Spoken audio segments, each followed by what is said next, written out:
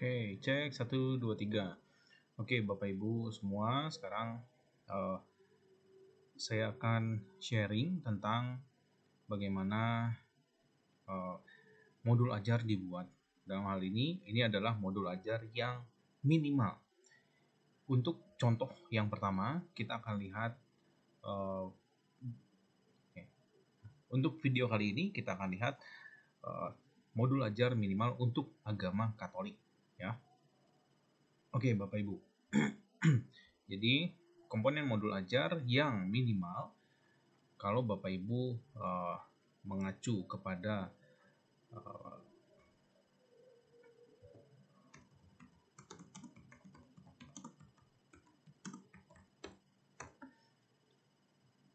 Oke, kita lihat ya, Bapak Ibu. Komponen minimal modul ajar. Nih, jadi modul ajar itu secara konsep dan komponen ya, dia harus memiliki 3 komponen ini. Yang pertama adalah tujuan pembelajaran. Oke, jadi tujuan pembelajaran di guru.kemendikbud.go.id dijelaskan bahwa tujuan pembelajaran ini perlu mencerminkan hal penting tentang pembelajarannya, gitu ya, dan bisa mencakup berbagai bentuk mulai dari pengetahuan prosedural gitu. Jadi tujuan pembelajaran ini intinya harus bisa diukur, gitu ya, Bapak Ibu, harus bisa diukur. Nah, ini diingat. Yang kedua, harus ada kegiatan pembelajarannya. Kegiatan pembelajaran tetap, yaitu ada pendahuluannya bagaimana, intinya bagaimana, penutupnya bagaimana, gitu ya. Dan yang ketiga, harus ada juga rencana asesmen. Rencana asesmen ini, Bapak Ibu, tidak harus bentuknya tes tertulis. Bisa saja misalnya Bapak Ibu di kelas melakukan observasi langsung gitu ya, memberikan pertanyaan kepada anak, siapa yang bisa menjawab di kelas, yang jawab dapat skor, bisa saja. Dan banyak teknik mengambil nilai atau teknik asesmen yang lainnya yang bisa Bapak Ibu berikan. Ambil contoh, anak diminta presentasi di dalam grupnya. Nah, Bapak Ibu bisa lihat aktivitas anak di dalam grup, apakah dia aktif membantu mencari data, lalu mempresentasikan, atau pasif misalnya ya. Oke, Bapak Ibu, yuk. Sekarang kita bicara administratif. Jadi, secara administratif, di dalam modul ajar tentu harus ada informasi umum ya, supaya tahu siapa yang menyusun modul ajar ini. Dan ini dari institusi mana, diciptakan di tahun berapa. Oke, ini kita gunakan saja tahun pelajaran gitu ya, 2023/2024. Oke, lalu untuk kelas berapa? Nah, kali ini kita akan coba, ini saya akan save dulu. So, ini contoh untuk agama Katolik misalnya ya. Agama Katolik. Kita ambil contoh.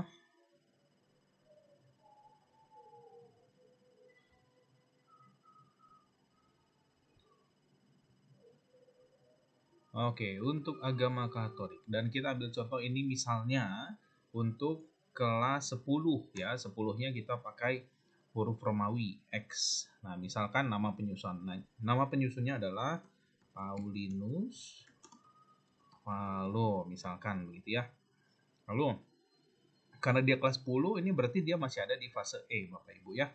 Perlu diingat, fase E itu kelas 10, fase F itu kelas 11 dan kelas 12 gitu. Lalu di dalam pembelajaran kan ada capaiannya. Capaiannya apa untuk fase F? Yuk, semisal ya, misalkan Bapak Ibu lupa gitu ya. Lalu bagaimana nih capaian pembelajaran hari ini? Nah, itu Bapak Ibu cek saja di sini ya. Bapak Ibu tulis di sini CP ATP Kemendikbud. Enter. Nah, di sini Bapak Ibu akan diarahkan. Nah, ini dia, Merdeka Mengajar Guru Kemendikbud.go.id. Oke, klik saja capaian pembelajaran Merdeka Mengajar. Ya, ini Kemendikbud memberikan kemudahan yang luar biasa Bapak Ibu. Yuk, kita pilih jenjangnya sekarang. Sekarang jenjangnya adalah SMA. Jadi SD sampai SMA, mata pelajarannya adalah agama Katolik.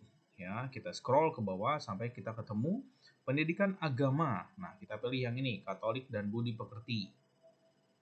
Lalu kita lihat capaian pembelajaran dan alur tujuan pembelajarannya, gitu ya.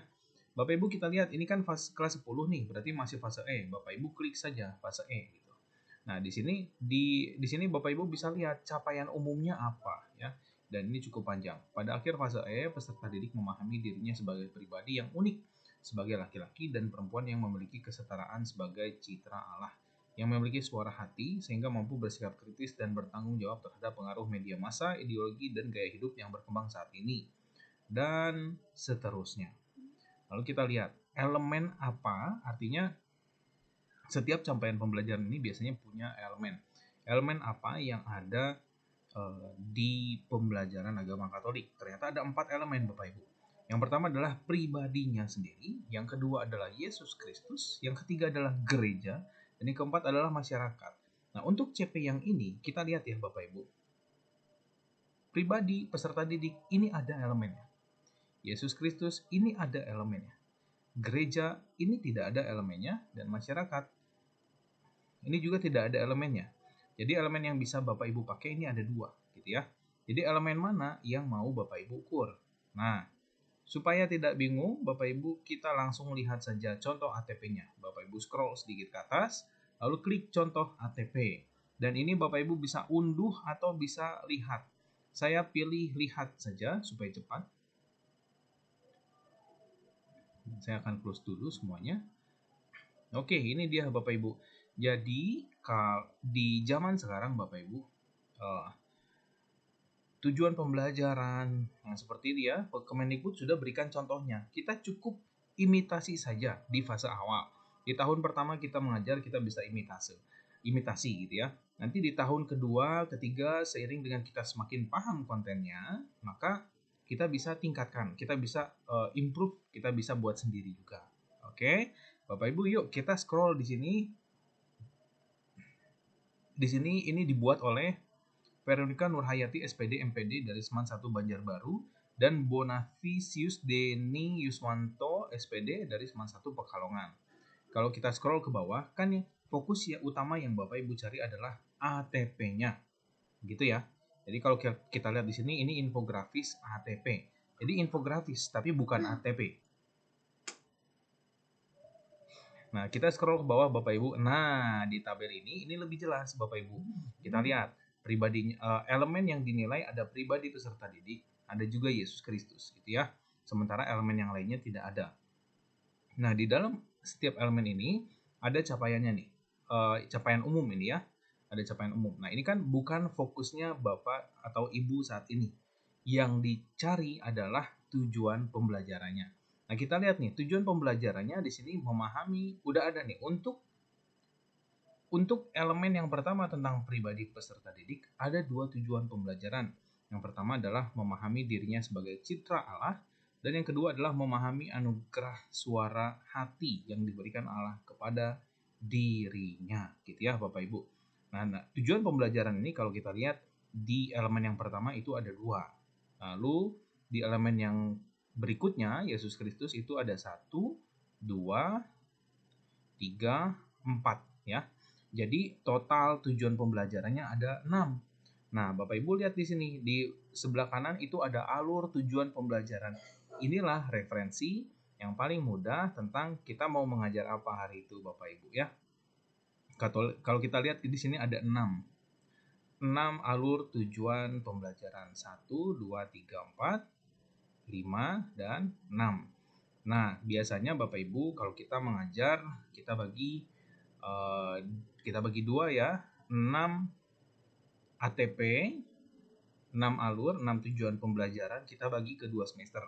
Jadi 3 dan 3. Tapi boleh juga untuk kondisi-kondisi khusus, misalnya kalau kelas 12 itu akan ada ujian satuan pendidikan atau ujian sekolah, maka semester 2 waktunya sempit. Jadi sebaiknya banyak ATP yang diselesaikan di semester 1. gitu. Nah, sekarang Bapak Ibu kita lihat yuk. Kita ambil misalkan kita baru saja mengajar ya ATP yang pertama dan kita sekarang menuju ke ATP yang kedua. Nah, ini kita copy paste nih Bapak Ibu. Oke. Kita copy paste di sini, Ctrl V. Wah, kalau di Ctrl V dia langsung seperti ini ya Bapak Ibu. Jadi ada D, E, F, G, H. Nah, ini kan pastenya yang kurang tepat nih Bapak Ibu. Kita coba paste yang lainnya. Paste, oh tidak ada, cuma ada satu metode itu. Oke, kalau sudah ini kita perbaiki Bapak Ibu ya. Hasil pastenya kita perbaiki dulu. Delete, ini spasinya di delete, dan ini juga spasinya di delete. Oke, jadi TP yang diincar adalah TP kedua, yaitu memahami anugerah suara hati yang diberikan Allah kepada dirinya dan mampu bertindak sesuai dengan suara hatinya, sehingga bersikap kritis dan bertanggung jawab terhadap berbagai pilihan hidupnya. Oke, inilah tujuan pembelajaran hari ini, begitu ya Bapak Ibu ya. Nah, tujuan pembelajaran Bapak Ibu seharusnya memiliki kompetensi apa yang ingin diukur dan kontennya apa. Kalau kita lihat di sini, kompetensinya adalah memahami, gitu ya. Jadi paham itu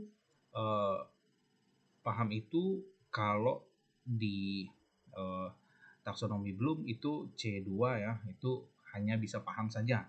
Lalu kontennya apa? Paham apa? Kontennya apa? Kontennya adalah anugerah suara hati yang diberikan Allah, gitu ya. Nah, ini Bapak Ibu, kompetensi dan konten ini kan sudah nih. Ini Bapak Ibu hapus. Oke. Lalu, Bapak Ibu tentukan juga ketika mau mengajar ini, Bapak Ibu butuh apa gitu ya, medianya apa. Oke, misalkan karena ini agama Katolik ya Bapak Ibu. Jadi yang pasti saya butuh ruang kelas. Lalu kita butuh buku pelajaran agama Katolik, itu ya Bapak Ibu. Waduh, buku pelajaran agama Katoliknya yang mana? Yuk, saya ambil contoh ya Bapak Ibu ya. Bagaimana saya dapat? Kita bisa cari buku pelajaran agama Katolik untuk kurikulum merdeka. Nah, caranya Bapak Ibu buka SIBI, Sistem Informasi Perbukuan Indonesia di Kemendikbud, atau Bapak Ibu boleh ketik ini, https://buku-kemdikbud.go.id/katalog, lalu Bapak Ibu enter. Nah, ini Bapak Ibu akan diarahkan ke buku Pusat Perbukuan di Kemendikbud.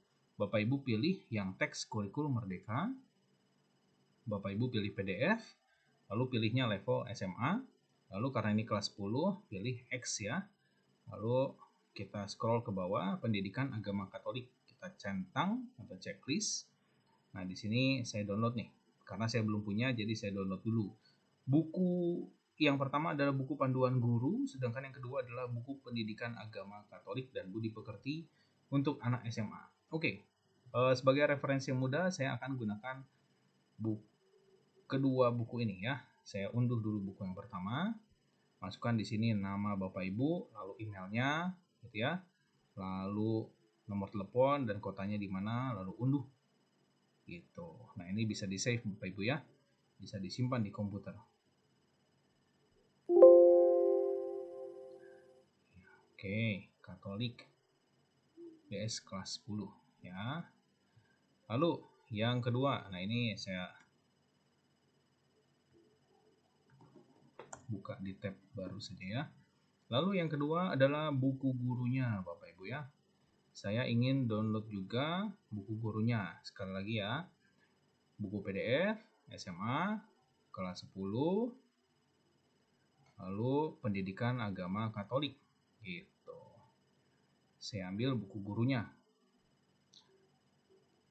karena seringkali buku guru ini mempermudah menunjukkan kepada kita bagaimana melakukan asesmen ya, itu enaknya. Oke Bapak Ibu, kita scroll ke bawah buku guru ini. Oke, di buku guru ini ada 6 bab ternyata ya Bapak Ibu, 6 chapter. Manusia sebagai makhluk pribadi, manusia makhluk otonom, sumber-sumber untuk mengenal Yesus gitu ya. Nah, kita bandingkan saja isi buku ini dengan ATP yang tadi sudah kita lihat gitu ya. Di ATP ini, di ATP yang pertama, manusia memahami dirinya sebagai citra Allah. Lalu yang kedua, manusia memahami anugerah suara hati yang diberikan Allah kepada dirinya dan mampu bertindak sesuai dengan suara hati sehingga bersikap kritis dan bertanggung jawab terhadap pilihannya. Nah, kalau kita lihat, suara hati itu ada di bab kedua di buku ini. Gitu ya. Sementara di alur tujuan pembelajaran ini juga ATP-nya yang nomor 2 Bapak Ibu. Jadi sinkron ya. Jadi kita bisa langsung pastikan di sini bahwa bab 2 ini memenuhi ATP yang kedua ini gitu. Oke, saya akan scroll ke bawah Bapak Ibu. Saya akan lihat bab kedua.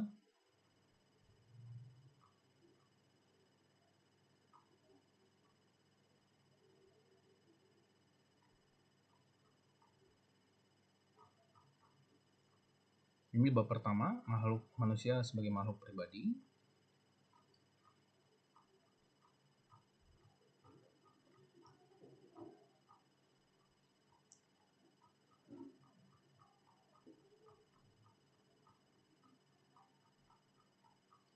Scroll terus ke bawah.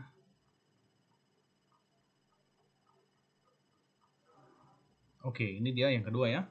Manusia sebagai makhluk otonom. Oke, kita scroll ke bawah, ternyata ada pertanyaan pemantik di sini Bapak Ibu. Nah, pertanyaan pemantik ini boleh saja Bapak Ibu cantumkan di dalam modul ajar begitu ya, dan ini malah direkomendasikan. Oke, nah sekarang kan kita belajarnya pertanyaan modul ajar yang minimal gitu ya. Setelah kita tahu ini fase E, lalu kita cantumkan tujuan pembelajarannya. Nah, Bapak Ibu ada baiknya elemen CP juga dicantumkan ya. Elemen CP dicantumkan ya, Bapak Ibu kembali ke sini ya. Jadi elemen CP itu tentang pribadi peserta didik. Ini kita copy dulu ya. Elemennya tuh ada 2 katanya. Tentang pribadi peserta didik. Dan capaiannya adalah ini, peserta didik mampu memahami dirinya sebagai pribadi yang unik, setara antara laki-laki dan perempuan ya. Ini adalah capaian untuk elemen ini. Oke. Silakan cantumkan elemennya di sini. Gitu ya. Lalu medianya, selain ruang kelas, buku pelajaran agama Katolik, kita juga butuh misalnya papan tulis, lalu kertas untuk instrumen penilaian gitu ya, misalnya ya. Atau langsung saja kita sebut instrumen penilaian gitu ya, Bapak Ibu. Instrumen penilaian atau sebut saja lembar kerja peserta didik gitu ya. Karena saya ingin tahu ketika waktu belajar dengan anak-anak, anak-anak belajar apa, berapa besar yang ditangkap oleh anak-anak. Nah, Bapak Ibu,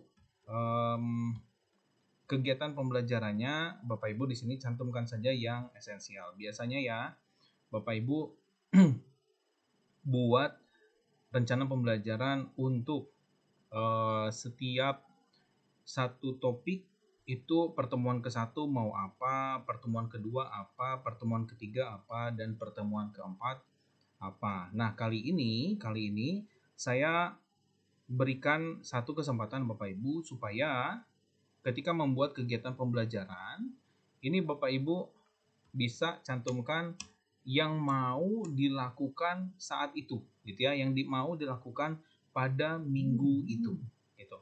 Nah, di setiap kegiatan pembelajaran itu biasanya Bapak Ibu kita punya waktu 2 kali 45 menit atau 95 menit. Nah, saya menyarankan bahwa 10 menit Bapak Ibu gunakan untuk pendahuluan. 65 menit Bapak Ibu gunakan untuk kegiatan inti, atau Bapak Ibu boleh juga ini 60 menit saja untuk kegiatan intinya ya. Jadi sudah 70 menit yang terpakai. Nah, sisanya Bapak Ibu 20 menit Bapak Ibu silahkan gunakan untuk melakukan penutupan gitu ya, asesmen penutup. Nah, jadi nanti pertemuan kedua dan pertemuan ketiga dan pertemuan keempat ini Bapak Ibu tidak perlu buat, tapi serahkan kepada kepala sekolah sebelum Bapak Ibu masuk kelas ya di pertemuan berikutnya.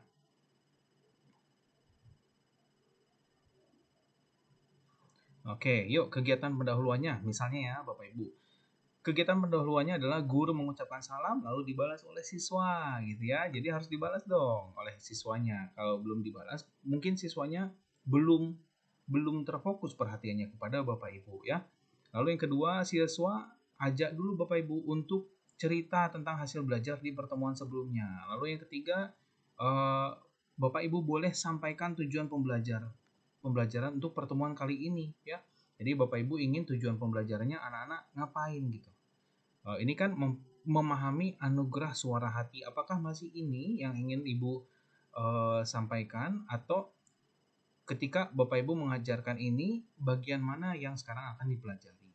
Lalu kegiatan intinya apa Bapak Ibu? Ini hanya contoh ya Bapak Ibu. Artinya Bapak dan Ibu bisa menyesuaikan. Misal contohnya di dalam kegiatan inti siswa Bapak Ibu tanyakan, menurut kalian kalau kita belajar ini manfaatnya apa? Maka di sini siswa harus memaparkan manfaat dari pembelajaran ini. Misalnya gitu ya. Lalu Bapak Ibu punya satu link video untuk ditunjukkan kepada siswa tentang yang berhubungan dengan pelajaran ini dan penting. Nah, itu nanti Bapak Ibu tuliskan di sini linknya apa, link videonya apa. Nah, cantumkan ya. Lalu Pak, apakah urutan kegiatannya harus selalu seperti ini? Ya tentu tidak. Ini hanya contoh saja ya dari saya yang kepikiran oleh saya yang bukan guru pelajaran agama Katolik, tapi saya paham tentang konten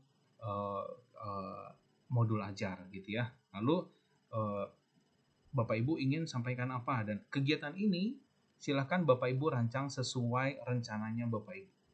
Oke, lalu penutupnya apa? Bapak Ibu pastikan ketika Bapak Ibu melakukan penutup, Bapak Ibu juga membuat satu asesmen.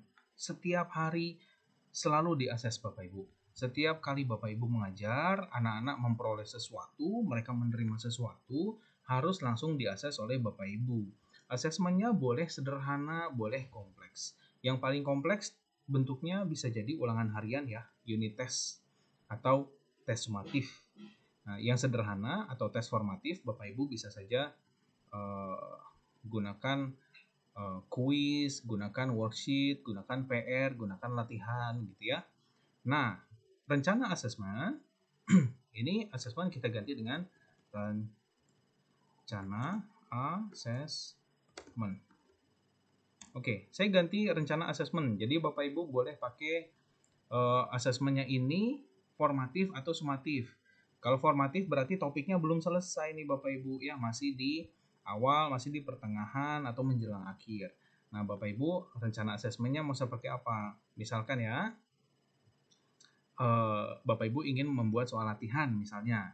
Nah, di sini Bapak Ibu tulis dulu aspeknya tuh aspek yang mana Bapak Ibu. Ini lihat. Elemen CP-nya saja ya, tentang pribadi peserta didik. Oke. Jadi elemen CP-nya adalah elemen pribadi peserta didik gitu. Kalau aspek pemahaman sains ini ada di sains ya Bapak Ibu. Tapi kalau elemen ini di agama Katolik kelihatannya pakai elemen. Yuk, pertemuannya kan ini Bapak Ibu kan buat untuk satu pertemuan. Jadi yang lain ya hapus saja Bapak Ibu ya. Pertemuan 1 materinya tentang, kita lihat bukunya ya Bapak Ibu. Kita lihat bukunya. Oke, tentang manusia makhluk otonom. Ini materinya. Kita copy, lalu kita paste di sini gitu ya, pertemuan 1. Manusia makhluk otonom. Lalu indikatornya apa Bapak Ibu? Indikator tentunya Bapak Ibu harus ambil dari tujuan pembelajarannya gitu ya. Copy. Nah, jadi kalau tujuan pembelajarannya adalah supaya siswa memahami anugerah suara hati yang diberikan Allah kepada dirinya, maka ini memahaminya itu Bapak Ibu taunya dari mana kalau siswa paham? Gitu ya. Misalkan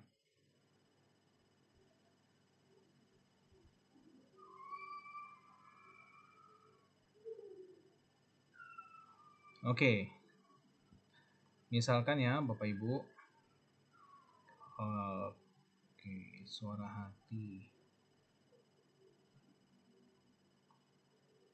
Ups, ini ada clue nih Bapak Ibu, media pembelajaran di sini Bapak Ibu boleh bawa kitab suci, buku siswa, laptop, proyektor ya, ini boleh dipakai Bapak Ibu katanya.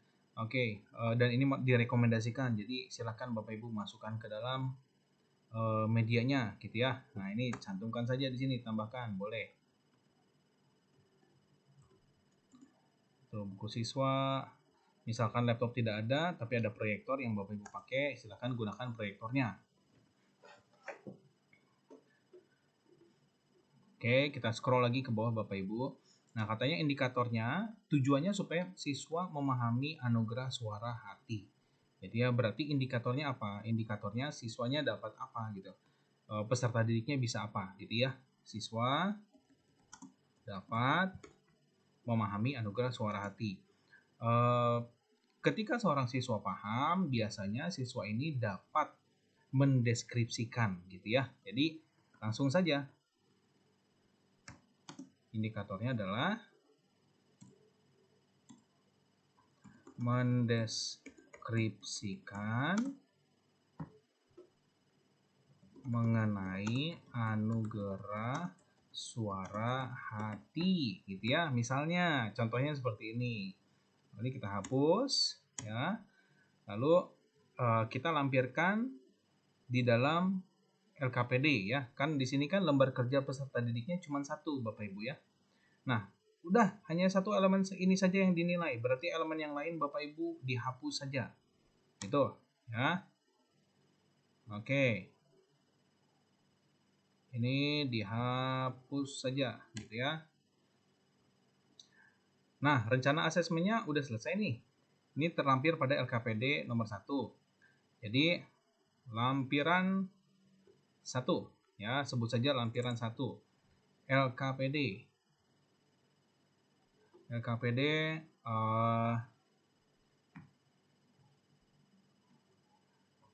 tes formatif. Karena ini kan tes formatif untuk topik mengenai manusia makhluk otonom, Bapak Ibu ya. Tulis saja di sini tes formatif tentang manusia makhluk otonom gitu. Oke. Ini semester keberapa Bapak Ibu? Semester 1. Lalu kelas berapa? Kelas 10. Mata pelajarannya apa? Agama Katolik dan budi pekerti gitu ya. Lalu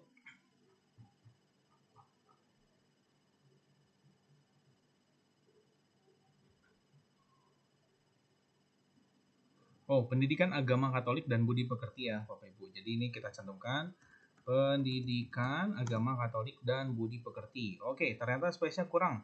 Ini kita perpanjang saja gitu ya. Nah, materinya tentang apa? Materinya tentang manusia makhluk otonom. Ctrl C, lalu paste di sini, Ctrl V gitu ya. Nah, ini jatuh temponya kapan Bapak Ibu? Misalkan hari ini adalah tanggal 28 ketika saya merancang modul ajar ini. Dan ini untuk diberikan di hari Senin tanggal 2. Dan ini saya minta anak-anak kumpul ke wali kelas pada tanggal 3 misalnya ya. Karena atau mungkin misalnya Bapak Ibu ingin anak-anak kumpul sehari itu juga. Maka saya tulis di sini tanggal 2 September misalnya ya. 2 September 2023. Itu. Oke, namanya siapa? Nama siswa nanti siswa isi sendiri gitu ya Bapak Ibu. Nah, soalnya bagaimana? Yuk, karena di sini tadi judulnya mendeskripsikan, maka ya soalnya harus siswa yang mendeskripsikan sendiri gitu ya tentang pelajaran hari ini. Misalkan jelaskan jelaskan mengenai anugerah suara hati. Nah, gitu ya, Bapak Ibu. Lalu Bapak Ibu kasih titik-titik untuk siswa, gitu ya. Untuk siswa mengisi gitu. Nah, soalnya satu ini saja. Saya ingin tahu sejauh mana anak-anak paham tentang anugerah suara hati. Nah, bagian yang lain Bapak Ibu, ini Bapak Ibu silakan hapus soalnya gitu ya. Tinggal pengesahan saja gitu. Continue. Oke. Nah, Bapak Ibu, Pak, saya mengerjakan ini seharusnya Bapak Ibu ini diberikan 2 minggu sebelum Bapak Ibu melakukan pembelajaran. Seandainya Bapak Ibu tidak sempat, maka bisa saja Bapak Ibu memberikan soal ini di depan kelas, lalu minta anak-anak untuk mengerjakan di selembar kertas atau di buku pelajaran mereka masing-masing. Nah, ketika ini dikerjakan di buku pelajaran masing-masing, ya Bapak Ibu tidak perlu memperbanyak lembar soal ini, gitu ya. Bapak Ibu bisa langsung memberikan soal ini kepada kami, misalkan ini nama gurunya adalah Paulinus Palo, gitu ya. Serahkan kepada Miss Satria untuk diperiksa, lalu kepada saya supaya ini bisa diarsipkan Bapak Ibu. Nah, kira-kira seperti itu Bapak Ibu. Jika ada yang ditanyakan mengenai pembuatan modul ajar yang minimal saja dulu ya, silahkan datang kepada TIC atau kepada kepala sekolah untuk minta petunjuk. Oke, sampai ketemu di pertemuan berikutnya. Terima kasih.